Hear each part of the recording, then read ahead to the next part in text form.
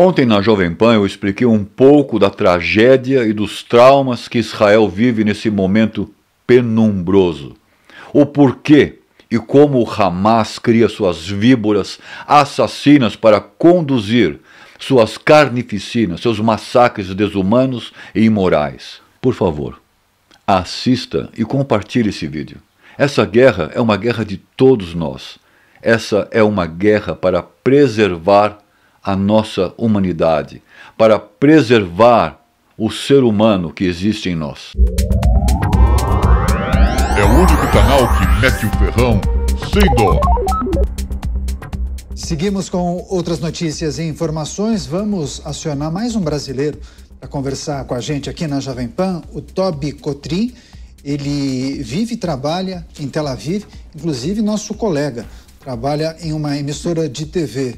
Tobi, seja muito bem-vindo. Obrigado pela gentileza em nos atender ao vivo, agora 1h22 da madrugada aí em Israel.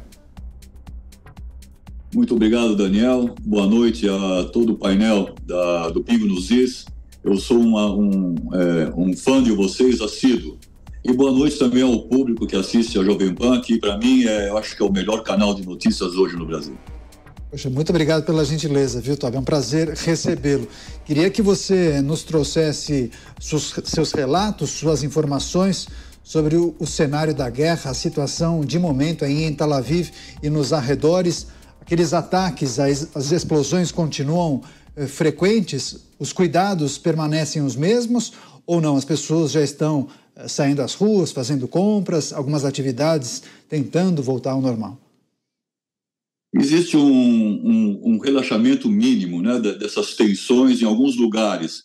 As pessoas começam, como o César havia relatado, né, as pessoas começam a sair um pouco para trabalhar, mas muito restrito. A minha esposa, por exemplo, que é professora, né, ela está dando aulas por Zoom. Nem todos os colégios estão já com aulas presenciais, né? Existe muita tensão, né? Não são todas as pessoas que saem para trabalhar, a maioria são trabalhos essenciais, né? Como o meu trabalho, por exemplo, que é de informação, né? Eu sou mais da parte técnica, né? Não sou um jornalista.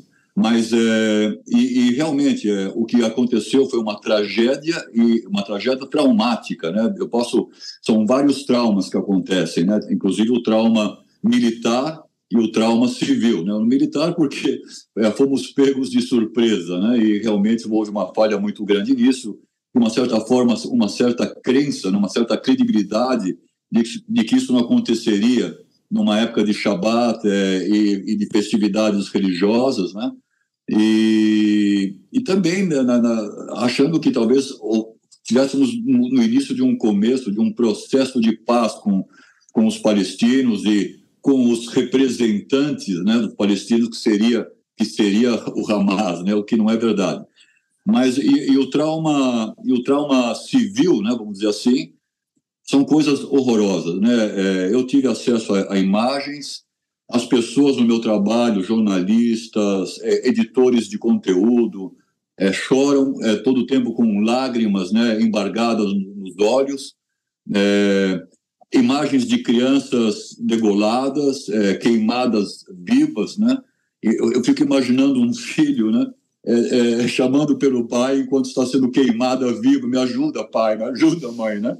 Então, uma coisa, essas imagens a gente viu, sabe? A gente não publica elas porque é muito chocante para os pais, né, para as famílias.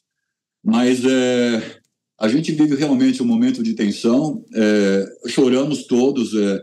Não há um homem, uma mulher que não chore, mas nós lambemos as feridas e, infelizmente, nós temos que partir para esse ataque, né? Na verdade, eu acho que a grande intenção não é dizimar, né? E sim inutilizar a capacidade bélica do Hamas. Perfeito. Tobi Cotrim falando ao vivo com a gente. Eu imagino a dificuldade não somente em lidar com a guerra no dia a dia, mas você, como profissional da informação, tem que receber e selecionar muitas vezes esses materiais. Só uma dúvida, você disse que não trabalha como jornalista, mas trabalha na área técnica, é isso? Sim, na parte de TI, né? Acho que em português é IT, né? Isso, exatamente. Tecnologia da informação. Perfeito. Exatamente, Tobi, e sou um youtuber, e também sou um youtuber, né? Eu tenho um canal no YouTube, Zangão Blues, né? Que eu falo um pouco sobre a coisa. Excelente. A gente vai fazer um giro, os nossos comentaristas farão perguntas a você, Tobi. Roberto Mota, você, Mota. Tobi, boa noite. Eu queria saber que notícias vocês têm aí sobre as pessoas que estão sequestradas na faixa de Gaza nas mãos dos terroristas. Sim, por enquanto nós não temos nenhuma informação a não ser a última, como é que se fala, postagem do próprio Hamas, né, de uma menina que foi sequestrada, né? Inclusive ela aparece nas fotografias com o braço, aquela vírgula totalmente quebrada, e ela fala, a gente pode perceber, não sei se vocês viram esse vídeo dessa menina, dessa moça, né, que estava na festa, né? Dessa festa que os jovens foram covardemente alvejados pelas costas, né, de soldados da paz, da liberdade, né, freedom fighters, que atiraram em pessoas que comemoravam a paz, o amor, numa festa, desarmados, indefesos, né, e muita gente foi raptada, né, nessa festa, e essa moça é uma delas, né, e ela veio ao público, meio que dirigida pelo Hamas, né? E a gente pode notar um certo destresse, embora ela esteja falando muito calmamente. Você se lembra o nome dela, não? Falando muito calmamente e tal, mas essa é a única notícia que nós temos no momento. Cláudio Dantas, sua pergunta, Dantas. Boa noite, Tobi. Eu queria que você trouxesse um pouquinho para a gente esse sentimento agora, né, aí da sociedade israelense em relação justamente ao desdobramento dessa contraofensiva, naturalmente aí com todo o deslocamento dos civis palestinos para o sul, com ataques, com bombardeios, com episódios como esse do hospital, que ainda não está muito claro. Vamos dizer assim, essas consequências prejudiciais aí da guerra, né, em relação a civis palestinos, você acha que isso, de alguma maneira, pode minar o apoio popular ao governo israelense nessa contraofensiva? Não, não vai, não nesse momento. E primeiro eu quero deixar uma coisa bem clara, né, Cláudio? Não é uma guerra contra os palestinos, não é uma ofensiva contra os palestinos, e sim contra um grupo terrorista, assassino, né? Sem o mínimo valor moral, né? Então, que é o Hamas, né? Então, isso preciso deixar muito claro. Israel não está em guerra contra os palestinos. Está em guerra, sim, contra grupos de terrorismo manipulados e orientados pelo Irã, né? Que manipula essas marionetes aqui nessa região, como o Hezbollah e o Hamas. A nossa percepção em relação a isso é o seguinte, que, como eu disse, né, a intenção não é a intenção, na verdade, é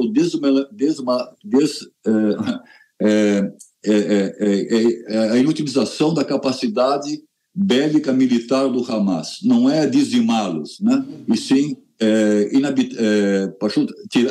tirar a capacidade bélica deles, né? Agora, veja, eu acho que tanto no mundo, né, no primeiro impacto do que aconteceu, das imagens horríveis que aconteceram, eu acho que houve um apoio quase que total, né, em relação à solidariedade a Israel.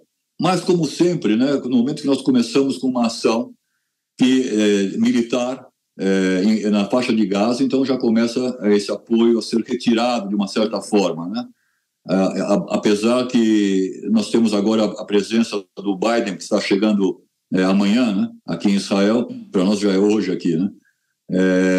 Mas eu acho que, do ponto de vista do povo de Israel, o apoio é total. Inclusive, como você deve ter acompanhado, haviam vários problemas aqui entre esquerda e direita, com o Benjamin Netanyahu, né, toda essa situação. No momento que aconteceu isso, a união aqui foi total. Direita e esquerda esqueceram seus problemas ideológicos, políticos, sociais, etc. E estamos todos juntos, né? É isso, estamos conversando com Tobi Cotrim, brasileiro que mora em Tel Aviv, inclusive nosso colega trabalha em uma emissora de televisão em Israel. A gente segue com as perguntas dos nossos analistas. Cristiano Beraldo. Beraldo, sua vez. Tobi, você mencionou que a sua esposa é professora, né, e que essas atividades escolares voltaram ainda por Zoom. E aí a minha pergunta é o seguinte: o que a sua esposa e os professores em Israel ensinam às crianças em relação à Palestina e em relação a grupos como Hamas e Hezbollah? Eu vou te agradecer muito, Cristiano Beraldo, por esta pergunta. É realmente uma pergunta que vem muito importante, né? E há uma diferença, o que se ensina aqui em Israel e o que se ensina lá na faixa de Gaza, né? A Naamá, a minha esposa, está aqui do lado, né? Eu espero que ela me corrija se eu disser algo errado, que ela me dê um puxão de orelha. Mas, veja só, a minha esposa, nesse caso, ela ensina, ela leciona num colégio Scottish, como é que fala isso? Escocês, né? E lá estudam alunos muçulmanos, cristãos e judeus. Então, é bastante diversificado ali, né? Veja só, os próprios alunos muçulmanos, que são alunos dela, condenaram as atividades terroristas do Hamas, inclusive com palavras bastante fortes, né? Que eu não quero aqui repetir. Mas, do ponto de vista de ensino, como você me perguntou, se ensina sobre Palestina, sobre a faixa de Gaza, sobre a Cisjordânia, o direito talvez de 2 estados, né? Com uma única capital, uma divisão, tudo isso, né, Naamá? Acho que se fala bem sobre isso.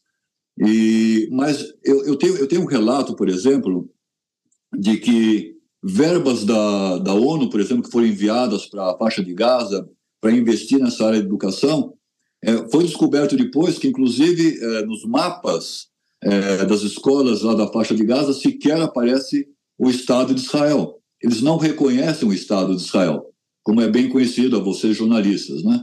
E isso é um problema, né? Porque as crianças, imagina, uma criança de 5 anos de idade, há 20 anos atrás, que cresceu, né, nessa educação, sem saber que o Estado de Israel existe e que nós estamos aqui porque queremos matar os palestinos.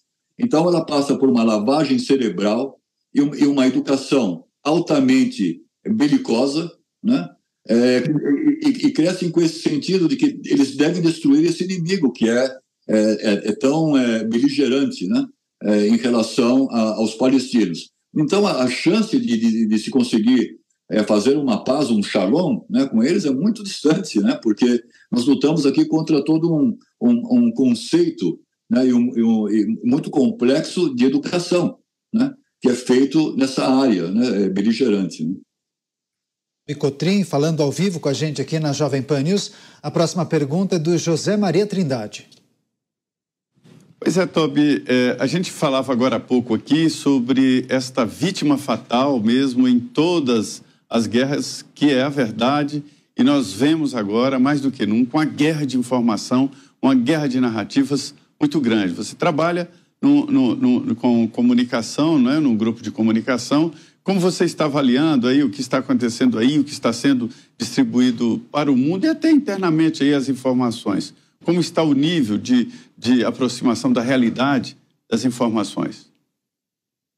Olha, Zé Maria, primeiro um grande prazer falar com você, com todos que do programa do Pingo nos Is, né? Mas, olha, essa pergunta ela é uma pergunta bastante interessante, porque nós que trabalhamos com informação, temos um certo cuidado, né, com o impacto que essas imagens e que essas informações podem causar no público, né?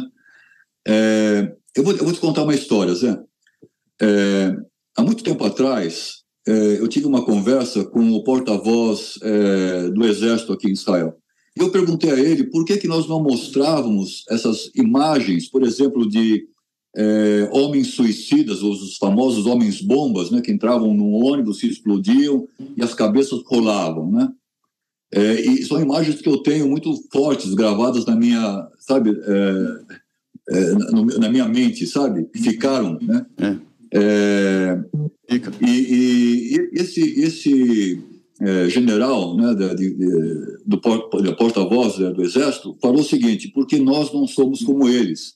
Nós não podemos mostrar essas imagens, porque são imagens que afetam Imagina um pai ou uma mãe vendo seu filho degolado ou pedaços de corpo espalhados por todos os lados, né? Mas hoje, sabe, então, assim como fizeram um buraco naquela cerca e entraram, né, a porteira abriu e todo mundo entrou, né, agora nesse 6 de outubro, eu acho que existe um buraco que nunca foi tapado na cerca, sabe, que ainda permanece aberto. E esse pessoal terrorista sempre usaram, né, para sua vantagem, que é mostrar, inclusive criar imagens, né, de gente que morreu numa guerra lá na Síria, usar essas imagens aqui. E respondendo, acho que eu não respondi uma pergunta anterior do Cláudio Dantas, né, que em relação ao míssil, né, não sei se vocês me perguntaram também, que, na verdade, esse míssil foi realmente um míssil lançado pela Jihad Islâmica, né, e que parece que deu alguma zebra. Não acho que eles atiraram no hospital, espero que não também, porque aí já o nível de desumanidade já chega ao máximo, né? Mas eu acho que é um míssil que deve ter caído lá no hospital, mas e que realmente foi confirmado aqui pelas Forças Armadas israelenses que foi realmente um bug deles, né, vamos dizer assim, um engano deles lá, alguma coisa aconteceu. Mas voltando a isso, entendeu, Zé?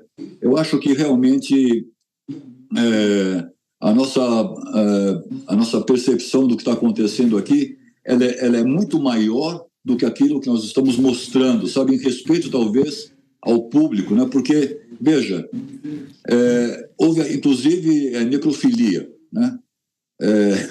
Imagina, né? Necrofilia, eu estou usando a palavra necrofilia para não usar a palavra mais forte e mais descritiva, sabe? Inclusive jovens, né, que foram degolados, né? Jovens que estavam na festa.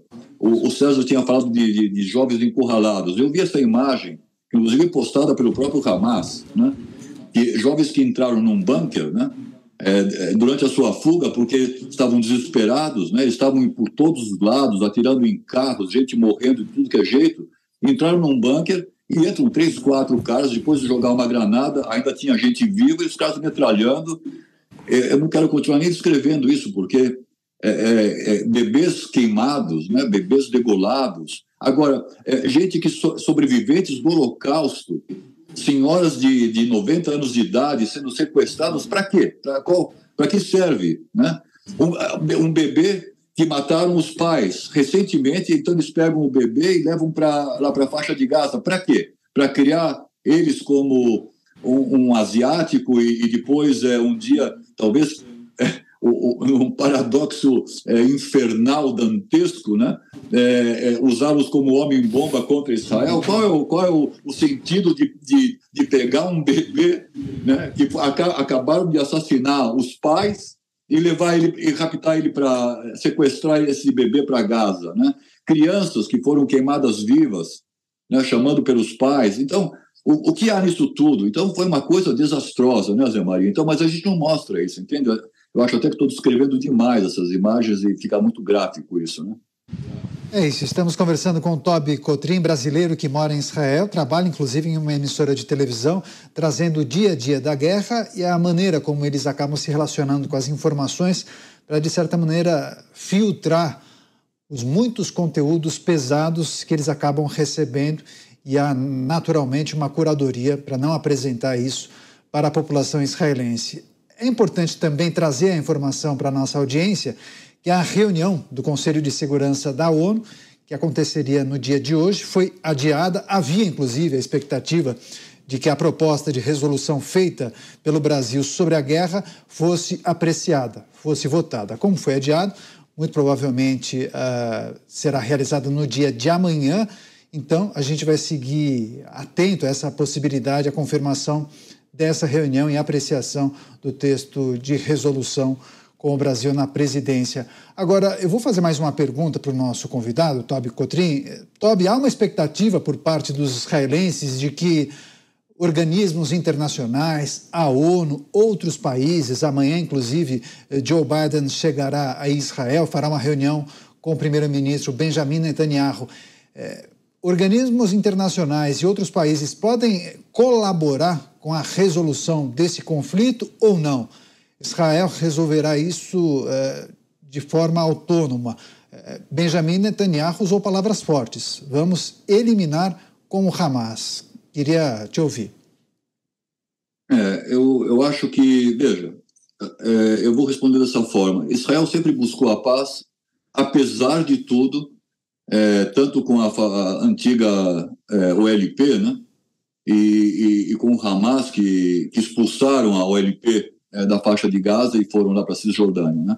Sempre buscou a paz, apesar dos atentados criminosos, nos ônibus que explodiram, em todos os mísseis que chovem aqui. Israel sempre choveram. Estou aqui desde 83, né? Então, inclusive o kibbutz onde eu fiquei durante muito tempo e da onde minha esposa Zikim, no sul, a 5 quilômetros aéreos de Gaza, né? Foram atacados também. Mas Israel sempre tentou a paz com esse grupo terrorista e com os palestinos e com todo mundo. E no final nós tomamos um belo de um tabefe na cara com essa última... Mas Israel busca pela paz, né? E quando o Benjamin Netanyahu fala em acabar com o Hamas, né, que foi justamente o que eu falei, eu acho que a intenção... Porque é impossível você acabar com um grupo, né? E não é apenas um grupo, é uma ideia também, é uma filosofia, é uma ideologia, né? Mas eu acho que aqui está se usando muito mais o termo, tá, no jornalismo israelense, né? Não só no meu canal, que é um dos canais principais de jornalismo aqui em Israel, é o canal N12, né? .co.il, né? Aqui o jornalismo está se referindo mais a diminuir a capacidade bélica, está me faltando palavras, desculpa, diminuir a capacidade bélica, né, de atuação militar do Hamas. Porque durante esses anos todos que passaram, né, nós meio que relaxamos essa questão, né, meio que indo para um caminho de uma solução realmente de 2 estados e tal. Eu acho que houve uma certa... Eu não posso dizer que o governo israelense seja ingênuo, porque não é. Mas houve um certo relaxamento, seria a melhor palavra para isso, sabe, dessa situação. Isso foi se build up, como é que fala? Foi sendo armado, né? Foi sendo construído pelo Hamas de uma forma muito grande, com apoio do Irã. Veja, eles estão atacando, a quantidade de mísseis que eles atacaram aqui é enorme, né? Mas veja, eu não acredito que nós não queremos, que o governo israelense não queira buscar pela paz, apesar de tudo. Mas não será com a Hamas, não será com o Hamas. Tá certo. A gente quer agradecer muito a gentileza do Tobi Kotrin, brasileiro que mora em Israel, trabalha em uma emissora de televisão, trazendo as informações de momento e um pouco da maneira como a mídia tem trabalhado as questões envolvendo o conflito. Tobi, muito obrigado, fique em segurança, a gente voltará a conversar sem dúvida alguma. É o único canal que mete o ferrão sem dó.